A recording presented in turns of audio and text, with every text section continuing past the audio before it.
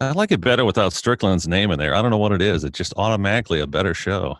And I believe that most of us would benefit from a ego attachment death that you orchestrate in this physical life to get back into enjoying and getting back to why we're here in the first place, which is for love and to connect and to feel joy and to trust. And so many of us lose that because we spend time talking about stupid shit that doesn't fucking matter Right. because you're an universal energetic being who never will die. You never will die. Your spirit goes back into non-physical and then you're going to reemerge later.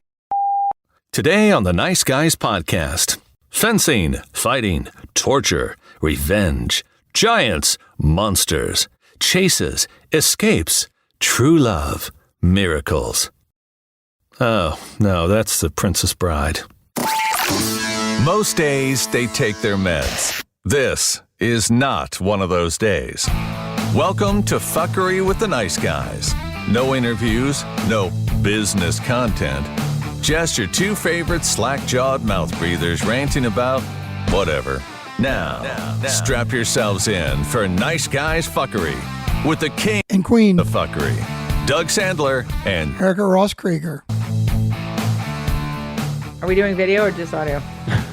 Well, we're already going. We're doing audio. When was the Nice Guys? When did you ever watch an episode of the Nice Guys? You stream sometimes on Facebook when you're doing this. God, you're going back way back. When's the last Yeah, time? it wasn't that long ago. JJ, when was the last time you actually listened to an entire episode of the Nice Guys? I was going to say the Nice Guys Fuckery, but just all together of 1,600 episodes, how many of them do you think you've listened to in the last 2 years? One. Doug Sandler, how many Spirit, Purpose, and Energy podcasts in the last 2 years have you listened to? Oh, I've listened to many of them. You don't even know how many I've listened to. Please tell me. I would love to hear. Well, first of all, I've been on the show many times, so I of course listened to That those. doesn't count. What do you mean No, that no, doesn't- that Oh, so- doesn't count. Hold on a second. Does that mean you're going to listen to this episode of you on the Nice Guys? I might, but I'm Wow. listening to it as I'm recording it. So if you go back and listen to, I think you did listen to a show of ours recently that I did on my show because you wanted to see if you could publish it. That was in what kind of intro that you're in. That doesn't count. I'm saying separate from work. When have you listened to a Spirit, Purpose, and Energy podcast episode? I don't. I don't. I know, listen. exactly. So we're hand in hand in the same boat. I love you. We don't listen to each other's show. Let's proceed. That's okay. That's all right. Well, I was walking outside and checking out the new gift that Winter had left for us, which was Good It Lord. was either a rat or a mouse. I can't decide which one it Good was. Lord. It's either a baby rat or a small or a large mouse. I don't know, but Winter has done his job of capturing a gift and walking it right by me on the porch, and then, hey, follow me, Dad. I want you to see what I've gotten. And I heard you yelling at somebody on Zoom, and that was literally 5 minutes ago. How you were able to change gears that quickly and then hop on this call? I'm amazing. I have no idea. Who the hell were you yelling at? A client or a supplier? I was yelling. I wasn't yelling at my client. I was yelling about something to Yeah. my client. I got it. Okay, well, there's a difference then. There really is. It's been quite a week for you. Not only have you faced starvation the entire week, but you faced a number of uphill battles with your own clients. And I'm very sorry. I have felt bad for you most of the entire week, not only about the clients, but especially about the starving, because you know who else starves when you starve? I do. Oh my God, you have not been starving. You have been eating like so well because you pre-cooked and pre-smoked all this meat. I bought you rolls. You're like a pig in shit because, you finally have bread in the house and now you have all this bread and you made your own salsa. You've been eating very well. All right. Okay. So nobody's going to give me any type of sympathy. So Oh God, no, not this week. For those of you that are listening, you may not be 100% familiar with that voice over there. That is JJ Flazanes, my partner, my lover, my life mate, my person. She is my person, and I enjoy having her. JJ, welcome to the podcast. Douglas, thank you for having me. Doug Moore Sambler. Doug Moore Sandler, thank you for having me. So everybody, I know Strickland, as you probably have noticed, you're not hearing his voice. He is not here, so I will do it for him. So Jared, you can stop the stopwatch right now.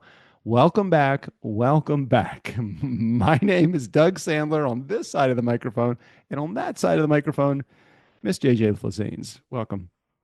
Thank you. We did this already, I think, though. Okay, we got a bunch of stuff to talk about. I don't even have any agenda, but I have a bunch of stuff I'm sure that we are going to chat about before the end of this episode. First of which being Strickland is not here. He is spending some much needed R&R first in Florida, and I believe now he may be in Baltimore since I did see him with a Natty Boh, which is a beer that he purchased from a local establishment in Baltimore.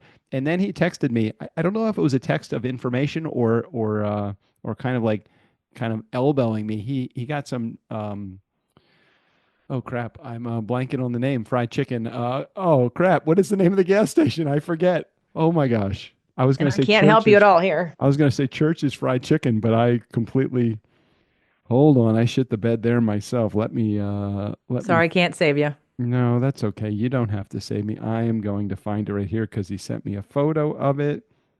Wow, that was a long time ago, that photo. I'll find it somewhere in here. JJ, what are we going to talk about today? Do we have anything really? Oh, Royal Farms. God, I don't know why that wasn't in my brain, like right at the top, Royal Farms chicken. And then they were going to go get some burgers, chocolate covered. Have you ever had the burgers cookies? Do you like those? Burgers cookies? I don't know burgers cookies. It's like a soft, chewy underbelly of cookie material slathered with a deep, dark, rich, chewy chocolate. It's the best thing that you could possibly ever imagine in bite-sized form. Well, what you made me think of when you were talking about Baltimore food was when are you going to order us some of that ice cream? Oh, yeah, I do. I have to get to Harker Make a Brothers note of ice that cream. because that was really good. Well, there's a couple things I need to now put in the show notes. Three things. I have to put Royal Farms chicken in the show notes. I need to put Taharka Brothers ice cream, and I need to put what else did we just say? I said the ice cream. Is that Taharka Brothers? Is that what? Taharka Brothers, Royal Farms, and Oh, there was a beer. burger cookies. Oh yeah, burger cookies, Natty Boh. That's it. Okay, so I was looking challenged with coming up with the title for this episode because God forbid I actually do any editing, and so the team is going to do editing. But you are filling in today, JJ, and I appreciate the last minute fill in. I really do. Erica was going to be here and be the co-host today, but Erica her mom is having some issues. I know that her mom has been having some health issues, and she is going to the care place. What's it called? Assisted living. So we weren't able to get Erica on today, but we wish her well. We wish her mom comfort. I hope her mom is peaceful and not in any kind of pain. And as your parents get older, now JJ, your parents are a little bit younger, much younger than my mom, but my mom is 91, and I'm always concerned that one thing could take her down that bad path. And I never want to get that phone call that says, "Hey, your mom has had an accident or there's an issue," and so Erica is going to comfort her mom who is not doing well. So Erica, we wish you well. And I don't know if this is any consolation for anyone. I just recently did a deep dive journey on myself before my birthday. And I will tell you, in case you have forgotten or don't know, the death is like the greatest orgasm ever. And anyone crossing over into death will feel amazing and nothing but love. And it is not a scary place to go. They will be so happy. And you don't have to worry about it. It's us that are attached to having them here. So yes, for that, I'm so sorry, Erica. And but some people do think like death is like, oh, it's like bad. No, it's literally like such a good wake up call, and it's amazing. I promise. Death oftentimes is worse for the ones left behind, of course, than it is for the person that is going. Because I would say, and I've had a chance to. My stepdad Marty, my dad many years ago in the mid '90s, and my brother all went through various stages of passing, and both with my dad and my stepdad Marty and Dave, both of those guys were in hospice care for. I think Marty it was short, just like a couple weeks, maybe at the longest, and my dad was in it for much longer, and. They begin to let go, and it's almost like it's a peaceful crossing when they get to the point where they know they aren't going to be here any longer. that process that they go through, while it's disconcerting for those that are here because we feel like, oh, are they in pain or anything? They're not in pain. They are not. As many times as the hospice nurse had said, they're not in pain. We won't, the care that they provide and the mental state where they are in is not here anymore, but it's okay. And I've taken a lot of comfort from the words that the hospice nurses had said, even at the hospital when my brother passed, when they took him off the ventilator, which was the final move to his passing. It was fast. Once they do that, no pain, no anything, just kind of slipping away. And it's sad. Re-emerging. Right. It's sad for us that are here, but it's peace for those that are going. Anyway, let's not talk about things like that. We have decades and decades and decades before we have to worry about that kind of stuff for either one of us. Right? right, JJ, right?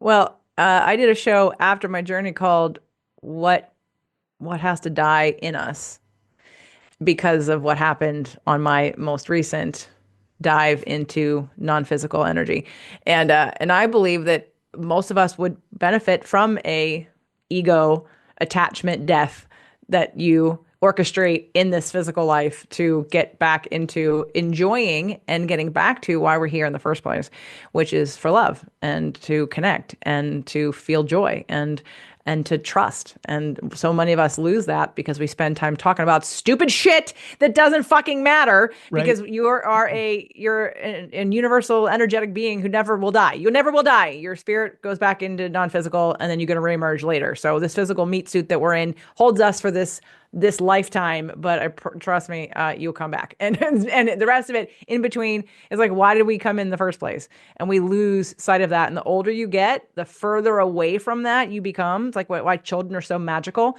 because they're so connected to before they came before. So I'm a big fan of learn how to die while you're still living, because it makes life much better while you're still here. Well, while we're on the subject, I mean, I don't want to just pass over this because you've mentioned it now a couple of times, that I don't want to leave those in our community that may be psychedelic journey curious. Do you want to maybe explain what the process is, or do you not want to go into it? I mean, I want to. I'll explain it briefly. It's for those of you that don't know, I'll give some resources. Sure. If it's new for you, there is a 4-part Netflix series by Michael Pollan called, oh my God, what's it called? I'm having a Doug brain fart moment. I had one of those just a moment ago. Yeah. Right. Okay. How to, it's about the mind. Hold on. How to change your mind. How to change your mind. Right. So it's how to change your mind. And he takes a deep dive into each one of the different, well, he represents 4 different psychedelic drugs. The first one's LSD, and you go through the history and why it was banned and what it's for and blah, blah, blah. And the studies done around that. And the second one, they go into MDMA and same thing. Although it's not a plant medicine, and both MDMA and LSD are made in a lab, but much like the pharmaceuticals that most people take. So really no different in that way, but they are psychedelics.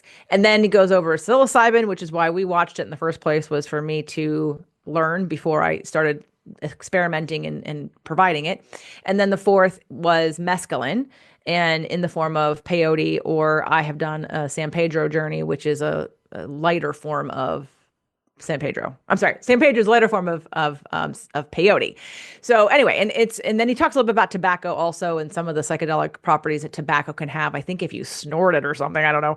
I'm not interested in snorting anything. Wow. But anyway, so it's where we started. It's where I started about 2 or 3 years ago now, and learning and understanding, because I work with some cancer doctors, and the cancer doctors, when you have a cancer patient who is trying to save their life, whether they're doing alternative or standard of care medicine, a lot of results can come from having a near-death, like inducing a near-death experience. And that's what the psychedelics can do, is induce a near-death experience where people then lose their fear of death. And when you lose the fear of death, your body can heal.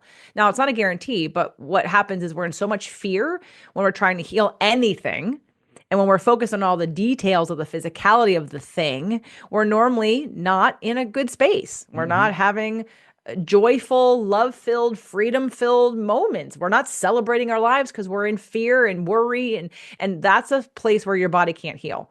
So I have seen and heard of a lot of really great testimonials from people who have taken a medicine journey, a plant medicine journey, and come to terms with their ego death, their attachment death, all the things, and then come out of that and go, wow, okay, I'm not afraid to die anymore. And all of a sudden they outlive their diagnosis and they live a lot longer, and they may heal, maybe completely, they go into remission. There's a book called Radical Remission that I would recommend for anybody who has cancer, dealing with cancer. But yeah, our bodies are designed to heal, but the environment and energy behind it has to be that of love and that of trust and that of safety, not that of worry and gripping and, and struggling and scarcity and all those things. So I work with only my clients. So this is not something any of you could do unless you became a client in a much bigger way, because I want to know their history. I want to know their personality. I want to know some of their wounds. And then I want to be able to be with somebody long enough to take that journey. See, I'm one who never did any kind of recreational drugs except obviously wine. Like alcohol is my only recreational drug. And many people in their lives have had their days of doing, shrooms or magic mushrooms or dropping acid, or even you've done more drugs than me. In your lifetime of recreational stuff than I ever have. And I was always, if my mom is listening to this, she's lying. I told your mother I did drugs. After my journey, I told her, because it was the day she talked to me, the day I did it. She had no idea what you were talking about. I know. She's like, well, don't get addicted. I was like, Rosalie, right. That's the first thing that she says. That's her go-to. Don't get addicted. I'm like, literally, you can't function. When you is the dose I'm talking about is a non-functional dose. You can't get addicted. So anyway, I'm not a recreational drug person. I never have been. And so I didn't have resistance, but I didn't understand its power until I started looking at cancer patients and understanding that, this is going to induce an emotional response. And really, oh God, it's so good. I love it. I love it so much. It really can just get into places that you're not willing to go. What was your first foray into this? I mean, because most of our relationship, I had never heard of this in you, this subject matter coming across your brain waves, and then something turned on. What was the thing that turned on that you said, hey, I want to check this out? You and Naisha and Steve and I. Yeah. In 2022. Yeah, they came to visit in the summer of 2022. And you, for some reason, every time we're with Naisha and Steve, you have an issue. I don't know what it is, but you had back pain. It was after you had COVID and you were better, but you still had back pain. And Naisha had Dr. Naisha Winters, who wrote Metabolic Approach to Cancer, in case anyone's wondering. So Naisha had a red light in the car. And so they brought the red light in, and then, you and Steve are all palling around and they put the red light on you. And then we were at brunch, and I think Naisha had asked you, because a lot of back pain, most back pain is emotional. And I think she was asking you about, like, if you had ever tried psychedelics or something, and you were like, no. And anyway, and I started asking her, and she asked me if I had, and I said no. And she said, well, that surprises me. And I said, well, what would I get from it? And then she thought about it, and she said, validation. And I was like, oh, okay, well, do I need validation? But it wasn't really about me. When I understood its power for cancer patients, and I'd had at that point a handful of cancer patients, I was like, oh, I get this. But not even cancer patients. So many people need an emotional breakthrough. Everyone I know needs a freaking emotional enema, because everyone stuffs their emotions. No one gets taught how to process emotions. So anyway, so that's how it started. And then from there, the minute I got that, like, in my head, I started researching who in town had mushrooms. I was like, I didn't know where to get anything. I'm like looking for drug dealers. I'm asking people that I think that do, like, I'm like, I need some mushrooms. And so I started experimenting. And then another doctor friend of mine had a contact who was doing extracted psilocybin. And once I tried that product, I've been working with that product ever since, and everything that she produces. So we use our Airstream a lot for it. People come in for a day, what I call a VIP experience. But again, those VIP experiences have to be within a program of mine so that I can help somebody and by with the way, the lessons. Nice Guy community, the Airstream is parked in our backyard. It's not a moving Airstream. So Just so Right. you know, once this happens, she is not moving the Airstream anywhere You else. haven't like shown or talked about the Airstream. Like there's a deck and there's Well, I don't furniture think on I've the shown deck any and pictures of it. I've probably talked about it, but just wanted to further okay. emphasize the fact that this is not a mobile Airstream. This is a permanent install in our backyard with a deck and a bunch of furniture and a fire pit and a barbecue grill and all the other stuff that's on it. Bird feeders, planters, water fountains. It's almost just as good outside as it is inside. It's just a shell, and it's wonderful. It is wonderful. I love it. It's awesome. Yeah, anyway, so Okay. I so appreciate you drugs. sharing that. So I help people break through inducing emotional breakthroughs, period. Okay. And if anybody that is listening to this is emotionally curious, head over to JJ's podcast, Spirit, Purpose, and Energy. It's anywhere you get your podcasts, except YouTube. Don't go there. You won't be able to find it on YouTube, Well, not which right will, now. which will bring us to the next subject that I So want you to have to talk talk about about. this, don't you? Well, I don't have to talk about it. I could avoid it, but don't you think it's an important subject in the fact that we're using our freedom of speech to be able to share information here on a podcast? I don't have to worry about what I fucking say here on the podcast. I don't have to worry about, I could say anything about medicine, pharmaceuticals, pharmaceuticals, anything that I want to about anything, and without fear of retribution, other than some idiot, could take revenge on me for something stupid I say. But I say stupid things all the time, so I'm not worried about that. So I wanted to use this as a platform for you to maybe share a little bit of what you are dealing with the channel, that I will let you talk about if you want to. A couple days ago, I got literally my channel taken down completely from YouTube. Now, Mm. I've had many, many warnings. Now, hold on. Many, many sounds like I'm an abuser.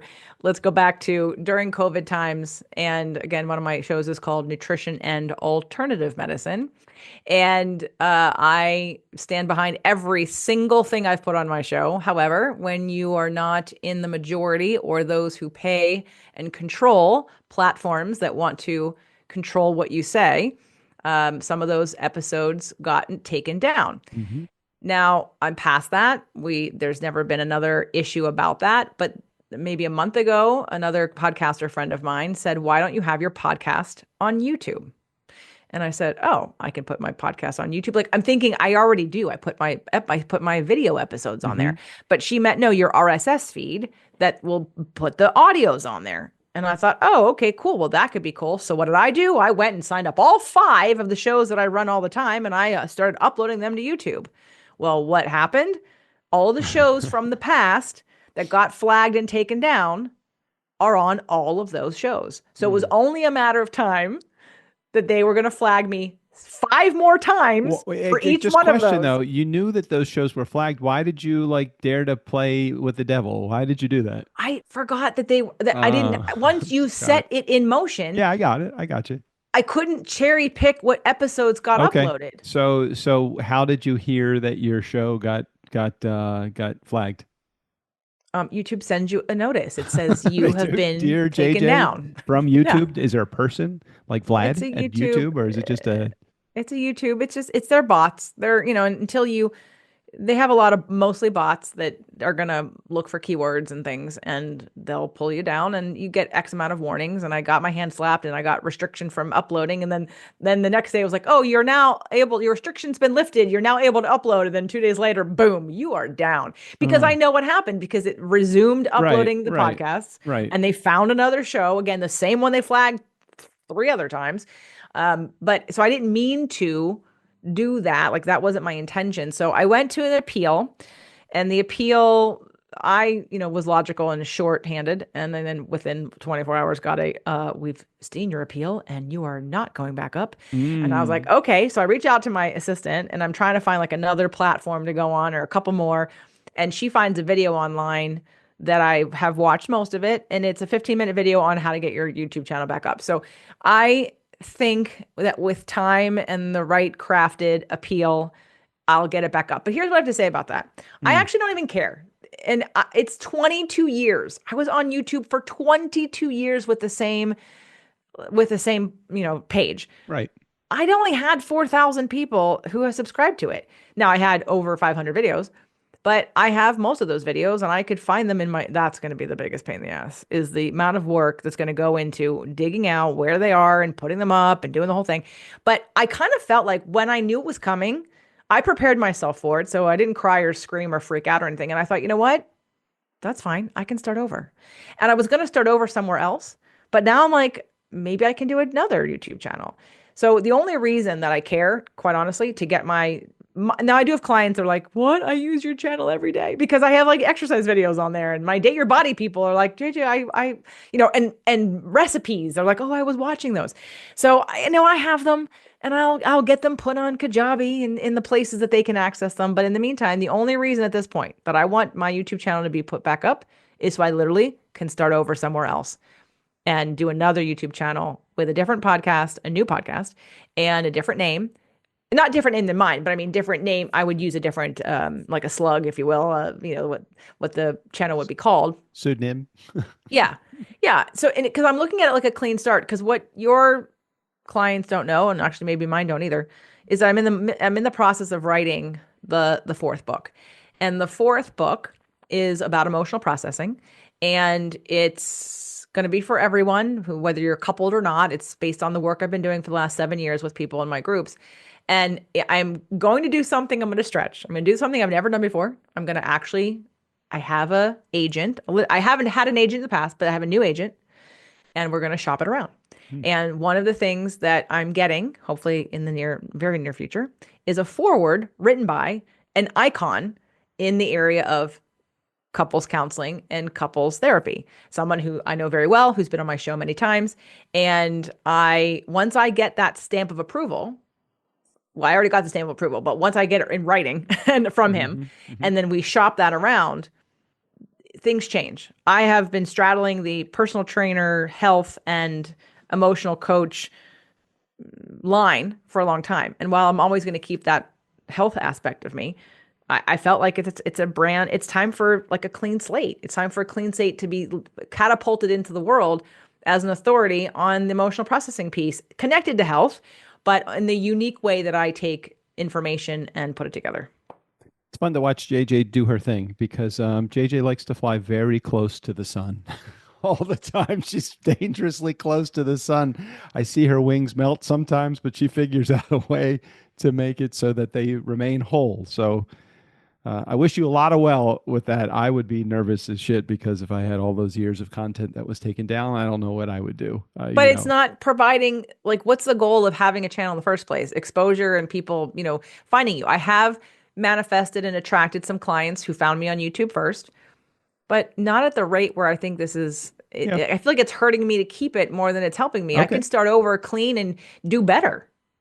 Okay. All right. Well, had you not done the mass upload and followed the instructions or advice from that person that gave you the advice, you'd still have a channel right now. You would have had your wrist slapped, hand slapped, but you'd still be able to provide new content. So I get concerned when I hear shit like that happen because it shouldn't happen. It shouldn't. I mean, it's just a big lie that's being propagated all across, across YouTube, whether it's health or pharmaceuticals or whatever it is, or medicine or any of that. I just hate when shit like that happens when you have, plenty of people, Joe Rogan, I'm sure, is sharing words of anti-vax, anti-big pharma, anti-medicine, anti-whatever. And, because he knows how to play the game. Right. He knows not to put that on YouTube. He puts it on Rumble. Oh, okay. Well, whatever channel that he puts it on, you don't, I'm sure that he's controversial, but they don't yank him. And if they do yank him, he can create such a stink that they put him back. They put him back on. Well, there's also possibly the fact that I wasn't monetizing YouTube, and when you are a monetizer, then it takes money away from YouTube.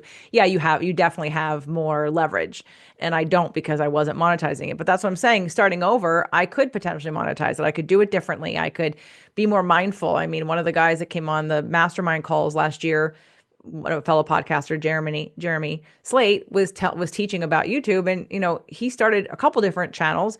And he grew one very, very quickly. And that's what I'm saying. If I do it right, if I start over in the clean slate, I could surpass 5,000 in a record time. Got it. 22 years. You know what I mean? So sometimes the controversy brings attention on its own. So it could be a good thing. You never know.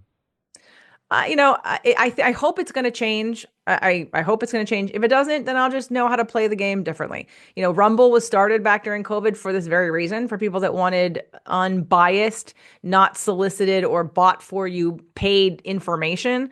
And so I'll go to Rumble. But I'll also, because I'm about to take on this massive project that makes me feel like I want to crawl in a hole.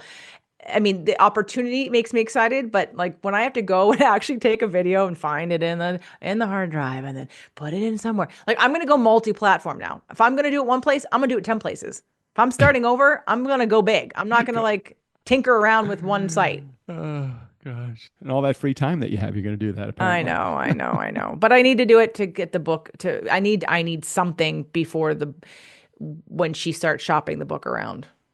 So. All right, let's move on to some other subjects that I wanted to talk about. And the top of my list, of course, is going to be Netflix because of all of the people that I talk to about Netflix, you're the one that actually watches it with me.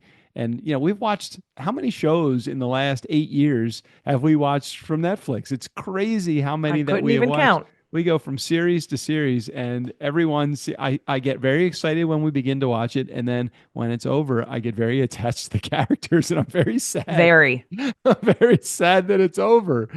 And I'm still waiting for those series like Ballers and Entourage to come back, and these are decades old. So I don't know. Well, hey, they have a new season. 4th season of Ted Lasso is coming, so. I heard that. That's what you were saying. I'm very excited about Ted Lasso. Now, I liked Ted Lasso, but I didn't like it as much as some of the more recent series. Yeah. Well, it's because Ted Lasso had 3 seasons. We just finished the Resident, which had 8 seasons, 7 seasons, something like that. Yeah, you get very attached to characters. I like the 6 season plus shows because you have a chance to really fall in love with the characters. And you got, character development, and you see the storyline change, and then JJ's always on her iPad when a character leaves the show. She's trying to figure out what happened to them, where did they go, what was going on in their real life, like you just did with the resident. Right. And, well, she just had a baby. They just got married, and then she dies. I'm like, what the fuck? Why did she just die? Something had to happen with her contract. Spoiler alert! Sorry, if anybody out there, rewind that. Place it in editing. Place that after the spoiler alert comment. Weep, whoop, weep, whoop. Apologies. Did you talk about that show before? I don't think Strickland was watching The Resident, so no, I don't believe that we talked about it. I think I might have mentioned that I'm watching it now, but I don't think I talked about any of the details. But we have watched some really good series. What's the series that we're watching now? Body of Evidence, but that's on Hulu and it's old. Oh, okay. Well, it doesn't. I'm sorry. When I say Netflix, I just mean it's kind of like Kleenex when it comes to facial tissue. I say Kleenex, but if your listeners are going on Netflix searching for what you just said, let's be more specific so they can actually find it. Got it. Well, on Netflix was The Resident. On Netflix also was the Recruit, which was really good. It's Netflix has a really good formula. And part of it is like even in fonts and characterization and character development and all of that. And, so The Recruit, while it certainly was a completely different show than The Resident, a lot of like the branding seemed very similar on that show, but it was a great show. But there was one thing you mentioned to me, one thing that was really interesting that I thought about after we finished. And it was something about the main character. He didn't really have do you remember what you said about it? Well, so the show has 2 seasons. The first season, I believe, is 13 or 15 episodes, but the second season's only 6. So the show got canceled. So when you look at like why did a show get canceled, and I don't know, when it got canceled, or we weren't following it when it was actually up in real time, probably on network television, if it was ever on network television, but I looked at character development and then some of the music, and that, there was no connection. Like I loved that the actor and the character, he was adorable. And I felt connected to him as a lead character, but there's some support characters that you just never like they never set you up to actually like them. And you don't know where it's going. Like it almost seems like he's never going to get to a place where he's a lawyer, but he's a lawyer that's acting. I mean, he literally gets thrown into the field as if he's in operations, but he's a lawyer. And so here's a lawyer who's literally far out of his comfort zone. Although he's really good at fighting and spying and doing all the things, but it's not what he signed up for. He kind of signed up for a desk job. And so you just never think, like, where's this going? Like, where is he? What are his goals? Is he ever going to be able to have a relationship with anybody? Like, it looks really dire. I don't know. So I think put all that together with some not good character development for some of the extra people and then some of the music. I mean, I like some of the music, and then some of it I thought was too dark, too heavy, too negative. I thought, okay, I understand why people weren't watching the show. You have to sort of really gotta kind of wait. Like, it doesn't, like, I remember thinking that with the first chick in the first season, like the way that transitioned, I thought, did that really just happen? He and his Wait a girlfriend. minute. He and his girlfriend. No, I'm talking about the gray male, the first person who the gray mailer, the Russian chick. Oh yeah, right. Yeah. Okay. Sorry. I'm sorry. Like the way, I'm not going to give a spoiler, but the way Yeah. that sort of the way the season ended led me go, really? We're going to do that? Like, that's it? Like, we're not going to, that's it? I'm like, okay. So then you don't get attached to people Right. when shit changes so much. Yeah, it was pretty fast moving, the shifting of the characters on that show. But we have watched some really good shows other than those two shows. Can you recall any most recent series that we watched? JJ's looking them up on her iPad right now. I am. Well, I haven't finished it, but Zero Day you watched. Oh yeah, I did want to talk about Zero Day because Robert De Niro does it, but that's just a limited series. I think that's just like 6 or 8 episodes, something like that. Is that right? Correct. So that hasn't had a second season yet, and it certainly could. I don't know where it will go from here. It does leave a lot of open-ended questions that haven't been answered, but that was a great series. So Netflix Zero Day is definitely a good. It's 6 or 8 episodes, or like I say, it's a good afternoon of Netflix binging.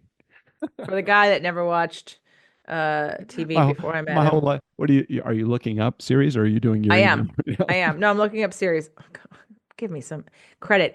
There's a series that I watched by myself that's a short series called Running Point, and it was really good. It's what's her name? Kate Hudson.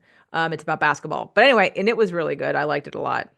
So that was fun to watch, and I watched that without you. And then when I looked for something to watch, because I was sleeping in the Airstream a couple nights with the cats after dancing, and I thought, well, I'm not really ready to go to bed yet. What am I going to watch? And then since you had already started Zero Day without me, I decided to do that. So Younger, did you talk about Younger? We watched Younger. Gosh, I didn't even remember Younger until you just said that. That was multiple seasons too, wasn't it? That was like 7. It's 7. 7 seasons? Yep. God, how quickly you get attached and then detach once it's over. The first few series that we've watched, or maybe this was, I don't want to say it's the first few series that we watched. That's wrong. Within the series that we watched, I really did enjoy Entourage and Ballers and Suits and Mad Men and some of those that I had watched, thinking I really I loved movies, but series were not like on my agenda. I just couldn't get, for some reason, I either hadn't seen any that I really liked. I think before we got together, I believe I only watched one. Movies. No. Well, yeah, I only watched movies. Californication. Yeah, exactly. I only watched one like Netflix series, and that was with David Duchovny, I think, and it was Californication. And I'm like, it's not so. I'm not digging the whole series thing. But then we got together, and I found a lot more desire to have free time as opposed to work time in my life because of this new, this new world order in my world. And so we spent a lot more downtime rather than work time. And Netflix found its way into my life. I think it had always been a part of your life. Is that correct? Did you and your ex ever watch Netflix? Yeah, we watched. I'm sure we did. Although we did like very different kinds of things. There was, not that you and I, we watched a lot of the same things together. There are some shoot 'em up things that I don't really care for, but that you will watch without me. But you like, I don't know if you remember, and you're saying this as if you chose the show. I said Entourage. You're like, no, I don't think I'd like that show. Right, I do remember not wanting to watch God, Entourage. I'm like, you're gonna like it. Or Ballers. The same thing. I was just like, no. I don't think it would like it. right. That was Let's talk about totally all the things. Hold on, let's make a list of all the things Doug Sandler did not like or did not do before JJ Flazane's. Number all right. one, he All did not right. watch Netflix or series. Uh-huh. Number two, he did not eat spicy Oh food. my God. I can't believe I didn't eat spicy food. What the fuck was I missing all of Doug my called life? his mother 3 days ago and said, Mom, when we were growing up, how come no, we didn't have any Thai food or Indian food? Who didn't like spicy food? Because the man said, "Oh no, I can't have spicy. It just it bothers my stomach. I can't. I can only have you like what's the green shit at the sushi restaurant? The What?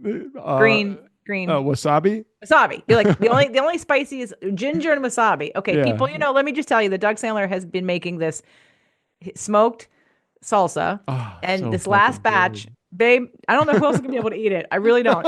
It's so fucking hot. There are 10 Roma tomatoes and 7 jalapenos. It So might as good. well be jalapeno salsa Ooh, what a because it's great more idea. jalapenos than anything. Maybe It's that'll be my really hot. next. My next attempt at salsa might just be jalapeno salsa. Is there such a thing? There is a verde sauce. What's it called? It's I not thought verde. that verde Salsa wasn't. verde. It's green. I never knew that salsa verde. Is it only salsa? I I don't mean, know. only No. I jalapenos? don't know. Because I don't I know. always thought it wasn't that hot. But It okay. might not be. Okay. I'm just So saying it's anyway, green. so spicy food, Netflix, what else? Non-dairy, anything. Oh, yeah. I was like, no, I'm not eating that. I'm not eating That, that cashew that cheese. What is cashew that? That's cheese. weird. Or what the hell is that? Coconut ice creams? Like, fuck that. I'm not eating that. That's not real ice cream. Like it Yes. is. So fucking Yes. good. Okay. I What else did you didn't take any me time and Oh now yeah, well that's and you totally worked true. way too much. Oh, I want to work less and less. And it seems like the less I work, the more I make right now. So Exactly. I'm just gonna Exactly. continue this parade. This is fun. Who did I tell today? Chef Karen. I was telling Chef Karen that I think I have turned you into a food guy.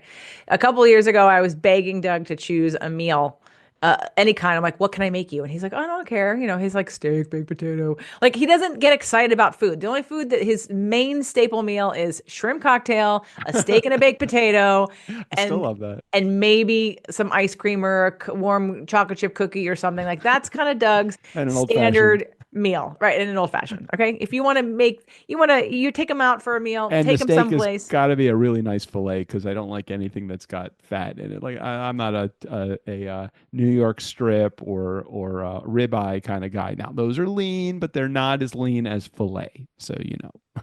But today on our hike, when I asked him Mm. about if we're inviting our 82-year-old neighbor to come to brunch on Sunday, and I said, Yep. what kind of food would you like? You got very excited about the Hmm. menu. Yeah, I So forget what it now was. What are we you having?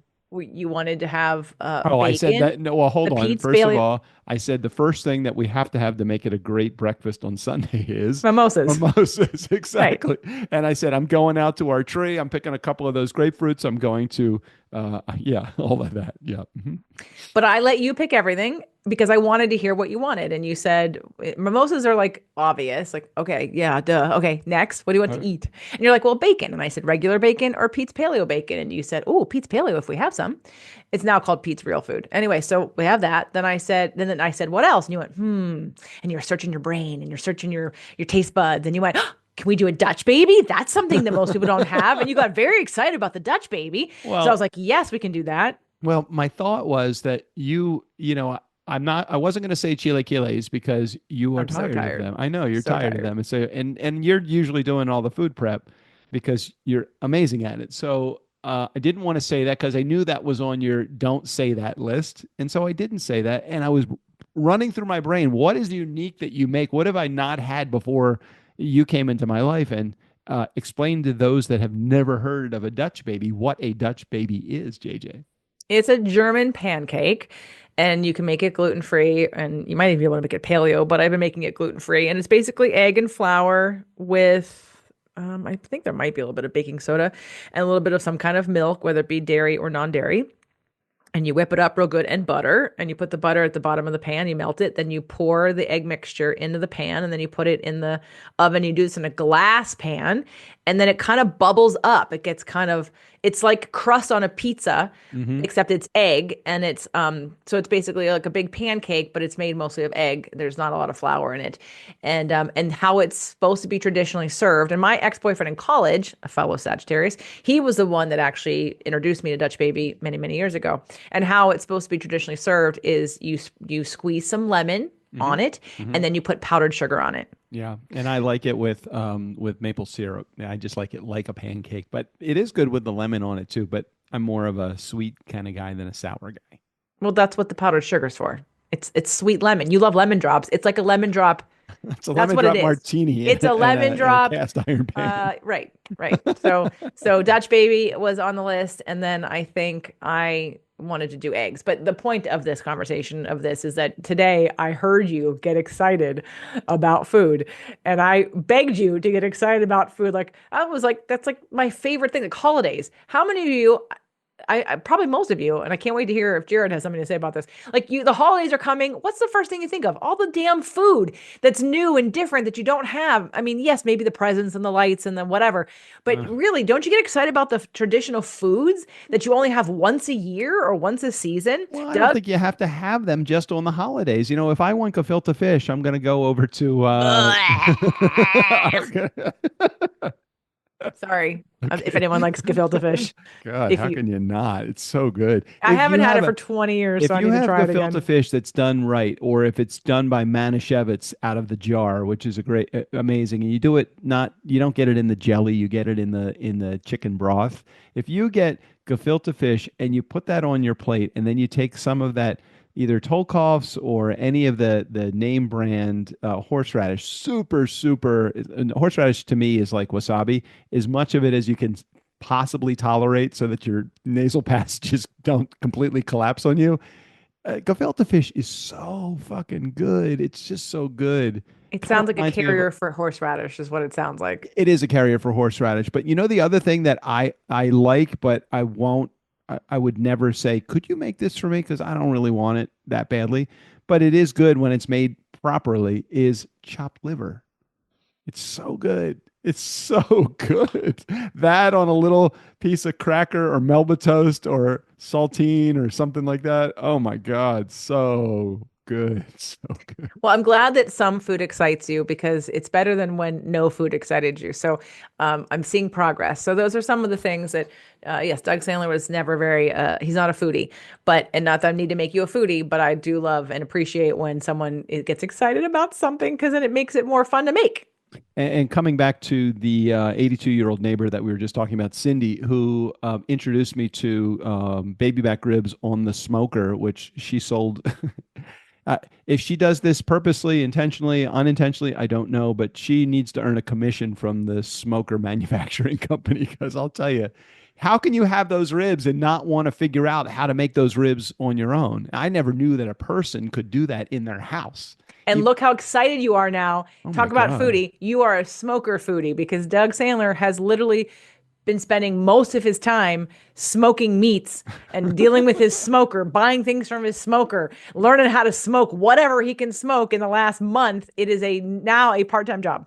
You know what we need to do though? We need to smoke a chicken or turkey because we haven't done that yet. I'm really interested in like a small, like rotisserie style chicken on the smoker. I understand it's really good. Really is good. Okay. Well, the first thing we're doing is salmon on Sunday, so I can make that damn crispy rice salmon salad. You're so excited about I'm food. very excited about that crispy rice salmon salad. And this week has been not a challenge for JJ, but more of just the universal challenge because she is doing a fasting mimicking diet, which requires her to how many calories a day is a fasting It's mimicking about diet? 700. 700 calories. What so typically lay out your meal plan on a typical day. So let me give some backstory. So first of all, the fasting mimicking diet was created by a company called Prolon, who the person who wrote about it, it's a doctor, and I don't remember the doctor's name, but he has a book about the fasting mimicking diet. He researched the kinds of foods and how the body would respond, like what are to mimic the benefits of doing a water fast, but how much could I eat and still get the same benefits or similar benefits of a water fast? So enter in the fast mimicking diet, and Prolon, the company, has a kit. And I always tell people that when they do it with me, when I do it one of my programs is called Date Your Body. And we've done it 3 times over the 3 months in Date Your Body. And I usually encourage people to do the box the first time. And it's about $200, give or take. There's sometimes they have sales. It can go down to like 170, or be a little bit more. And because in the box, you get everything you need for 5 days. And it's super easy and you get the maximum amount of results from it.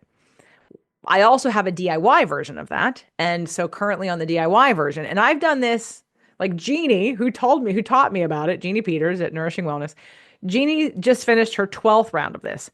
I'm on my like 25th round. Yeah, okay. right. Because I did it 5 months in a row last year, and now it's 3 months. It's not for the entire month. It's a week, 5 days. Out of the month. So those of you that think that she did this for 5 months, no, I don't know. No, it's 1 week each month. And the benefits are the most benefit you're going to get is doing it once a month for 3 months. But the purpose of it is actually to create new stem cells. It's immunity. It's a biological clock like reverser.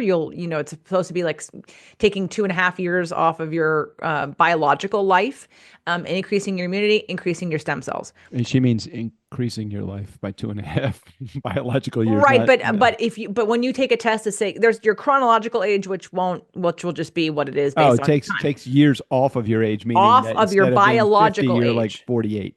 Correct. Okay. Like if you took a biological age test, you Got may it. be 30. Got it. Or you could be 80. Okay, right. So you want to score a little bit better by reducing all of the biomarkers that make somebody age. And so this again helps with that immunity and stem cell building. And so and I love taking my people through it. And so I do it with them out of support and because it's good for me too. Okay. So my typical day, and again, on the DIY, it's going to be different. On the box, it's going to be different. But typically you start your morning off and you can have coffee. And if you can't do it black, you could do a bulletproof with 1 teaspoon of coconut oil. This is a vegan, plant-based diet.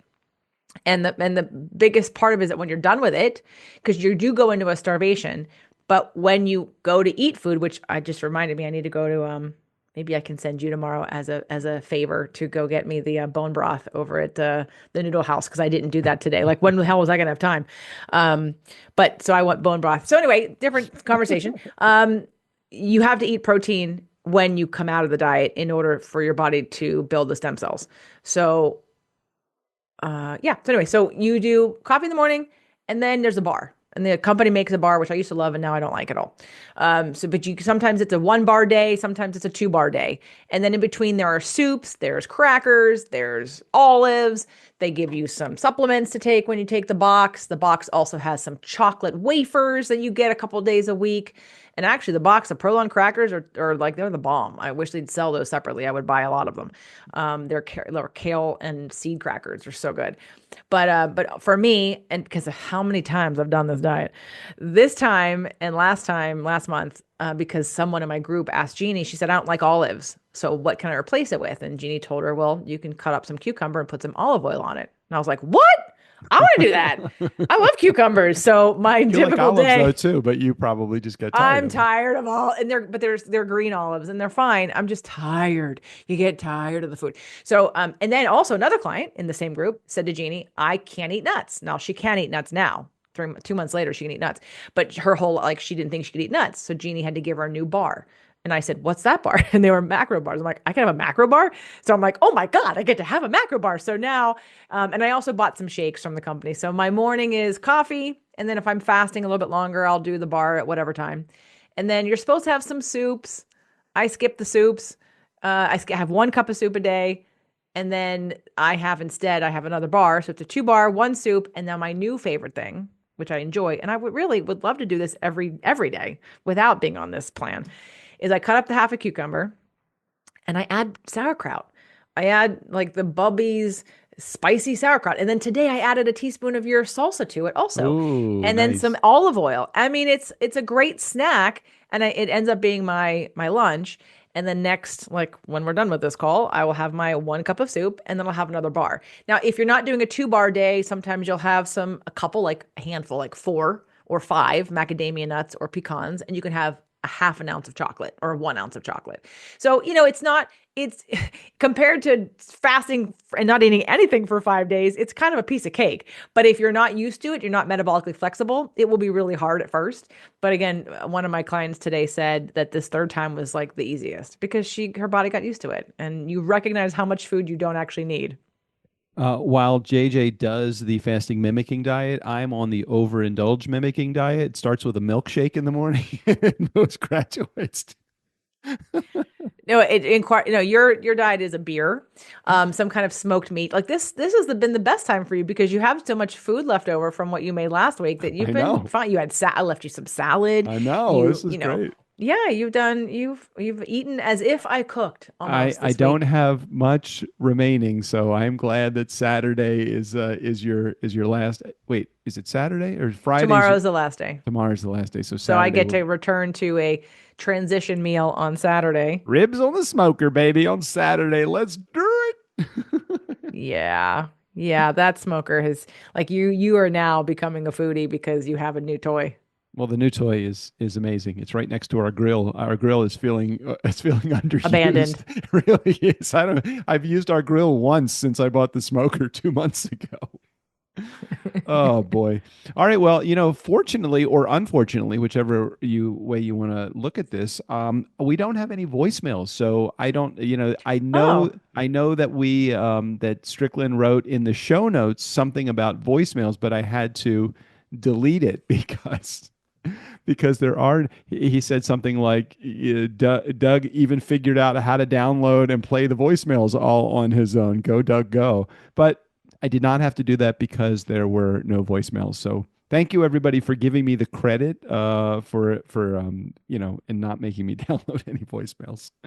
I think we're done. Unless you have anything else that you want to add, any subjects that you want to talk about, anything that we haven't discussed that you thought was important for those of you for those in my audience to hear about what's going on. Well, if they're still listening and haven't tuned out because I've thoroughly annoyed them in whatever way, because I'm very different than you, I want to just let people know that we're doing a couples retreat. So you're going to hear more about that on next week's podcast. Next Thursday, we actually have a bonus episode that's coming out. It's an episode that JJ and I put together about a couples retreat that we're doing in Mexico. So if you want to go to Mexico with us, learn more about what JJ does, how she does it, you could do a couple things. One, you could listen to a show, Spirit, Purpose, and Energy, anywhere you get your podcasts, or you could just listen next week to Thursday. Make sure you subscribe to the Nice Guys on Business. Listen next Thursday where we'll have a bonus episode out that will share more about that retreat, couples retreat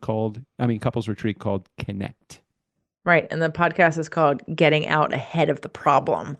So whether you're in trouble in your relationship or your relationship is going great, it can serve both. It's about really giving you tools that you can use in all kinds of situations and reconnecting, having compassion, and also helping to increase and make better communication, which most people could use. So anyway, there's only 3 spots left. So if you're interested, it's an application to get on a call with me if you want just me, because you don't know me, or I've been asked him to come to all the calls.